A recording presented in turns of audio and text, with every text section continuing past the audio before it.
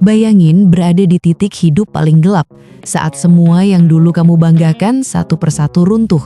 Karier yang dibangun bertahun-tahun hancur, keluarga retak, dan di saat paling butuh sandaran, justru merasa sendirian. Itulah gambaran yang kini coba diungkap ke publik lewat cerita dari orang terdekat Amar Zoni. Bukan dari pengacaranya, bukan dari klarifikasi formal, tapi dari adiknya sendiri, Aditya Zoni, yang akhirnya buka suara tanpa banyak filter. Nama Amar Zoni kembali jadi bahan perbincangan hangat, bukan soal karya atau proyek baru, melainkan kasus narkoba yang menjeratnya untuk keempat kali. Banyak orang langsung menghakimi, banyak pula yang merasa kecewa. Wajar, karena Amar bukan sosok baru di dunia hiburan. Ia pernah ada di puncak, dipuja, punya keluarga yang terlihat harmonis, dan karier yang menjanjikan. Tapi kali ini, cerita di balik jeruji besi itu ternyata jauh lebih kompleks dari sekedar salah pergaulan atau tidak kapok. Dalam podcast Close the Door bersama Deddy Corbuzier, Aditya Zoni datang bukan untuk membela secara membabi buta. Justru sebaliknya, ia mengakui kesalahan sang kakak dengan jujur dan apa adanya.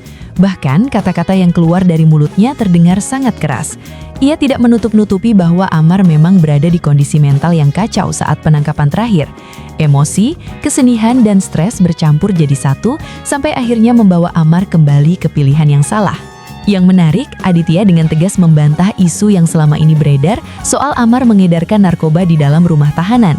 Menurutnya itu fitnah yang terlalu jauh dan menyakitkan. Amar, kata Aditya, merasa diframing dan disudutkan tanpa diberi ruang untuk menjelaskan apa yang sebenarnya terjadi. Di tengah opini publik yang sudah terlanjur panas, tudingan seperti itu semakin menenggelamkan nama Amar ke titik paling rendah. Deddy Corbuzier sendiri tidak menahan diri untuk mengungkit ucapannya di masa lalu. Ia pernah secara terang-terangan menyebut Amar bodoh karena kembali terjerat narkoba. Alih-alih tersinggung, Aditya justru mengiyahkan dengan nada pahit. Ia tidak menyangkal bahwa di momen itu, kakaknya memang melakukan kebodohan besar. Pengakuan ini membuat suasana podcast terasa lebih jujur dan manusiawi. Tidak ada drama berlebihan, hanya cerita keluarga yang terluka. Aditya kemudian mengungkapkan kekecewaannya yang sangat dalam, bukan hanya sebagai adik, tapi sebagai seseorang yang melihat langsung bagaimana Amar menghancurkan hidupnya sendiri. Karier yang dulu gemilang harus terhenti. Keluarga yang seharusnya jadi tempat pulang justru berantakan. Yang paling menyayat, di saat sang ayah sedang berjuang melawan kanker, Amar justru terseret kembali ke kasus yang sama. Semua itu menurut Aditya, dikorbankan Amar karena perasaan yang tidak terkendali. Kesedihan dan stres menjadi kata kunci yang terus diulang. Bukan untuk membenarkan perbuatan, tapi untuk memberi konteks, bahwa di balik kesalahan besar itu, ada manusia yang sedang jatuh, kehilangan arah, dan tidak tahu harus berpegangan kemana. Aditya menggambarkan Amar sebagai sosok yang terlalu memendam semuanya sendirian. Tidak banyak bicara, tidak banyak mengeluh, tapi justru itu yang membuatnya rapuh. Kondisi rumah tangga Amar dengan Iris Bella juga tidak bisa dilepaskan dari cerita ini. Saat penangkapan keempat terjadi, keduanya memang belum resmi bercerai. Publik hanya melihat permukaan, tapi Aditya menceritakan sisi yang jarang terdengar. Ia mengaku merinding saat mendengar cerita Amar setelah bebas dari penjara. Ketika pulang ke rumah yang seharusnya jadi tempat paling aman, justru terasa kosong. Tidak ada sambutan, tidak ada pendampingan, tidak ada anak-anak. Padahal secara status Amar masih suami Iris Bella saat itu. Bayangkan pulang dari penjara dengan kondisi mental yang hancur, berharap ada pelukan atau setidaknya kehadiran orang terdekat, tapi yang ditemui justru kesunyian.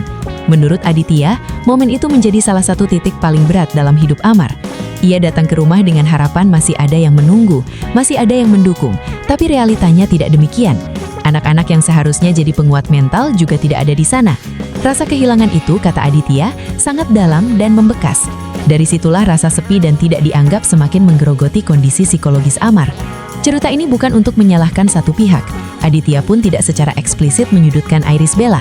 Namun ia ingin publik memahami bahwa kondisi emosional Amar saat itu benar-benar tidak stabil. Ia merasa sendirian, tertekan, dan gagal sebagai suami, atai, dan anak. Semua perasaan itu menumpuk tanpa jalan keluar yang sehat. Di tengah perbincangan, hadir pula Dr. Gigi Camelia, sosok yang kini dikenal sebagai kekasih Amar Zoni. Ia menjelaskan alasan mengapa kisah ini akhirnya diungkap ke publik. Bukan untuk mencari simpati berlebihan, tapi agar masyarakat tidak terus-menerus memandang Amar sebagai sosok jahat tanpa sisi lain. Selama ini Amar memilih diam dan menutup rapat cerita pribadinya, sehingga publik hanya mengenal versi paling buruk dari dirinya. Dr. Camelia berharap dengan cerita yang lebih utuh, orang bisa melihat bahwa di balik kesalahan fatal itu, ada manusia yang sedang berjuang melawan dirinya sendiri. Ia tidak menafikan kesalahan Amar, tapi ingin ada sedikit empati, bukan untuk memaafkan, melainkan untuk memahami. Karena tanpa pemahaman, yang ada hanya hujatan yang tidak pernah selesai. Podcast ini akhirnya menjadi ruang pengakuan yang cukup emosional. Tidak ada pembelaan dramatis, tidak ada air mata berlebihan, tapi terasa berat dan jujur.